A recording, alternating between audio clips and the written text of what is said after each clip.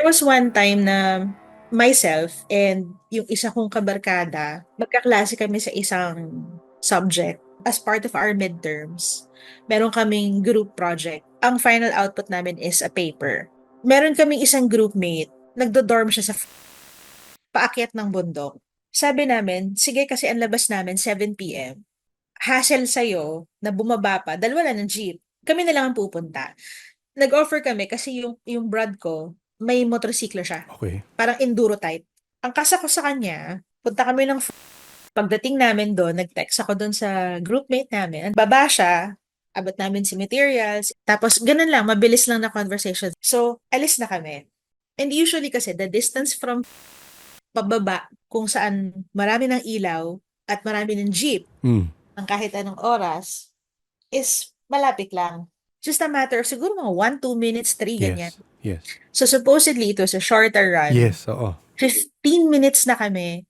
Hindi ko pa nakikita si ang tagal namin, we were going on the loop until hindi ko alam kung nasaan na kami dun sa may loop. May nakita kami na babae na naglalakad sa side of the road. Naglalakad pababa. May dala siyang parang purse lang. Okay. Tapos naka-white, parang pagsisimba ka. Parang mukhang dalaga. Sabi ni Ace, sabay na kaya natin pababa. Mm. Kasi wala ng jeep eh. Yes, oo. Kawawa naman. So tumigil kami, tinanong namin kung saan papunta. Sabi nung babae, sasakay ng jeep sa baba.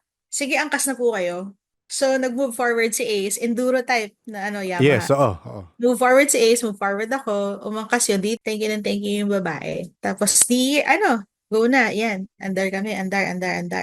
Tapos, pagsakay niya, saka namin nakita yung saka kami naka-exit. Oo. Tapos, sabi niya, narinig din ni Ace eh. Sabi niya, huwag na kayong magpapagabi dito sa area na to. Oo. Oo. Tapos, pagdating namin ng campus proper, syempre marami ng ilaw kasi campus proper na yun, buong Freedom Park.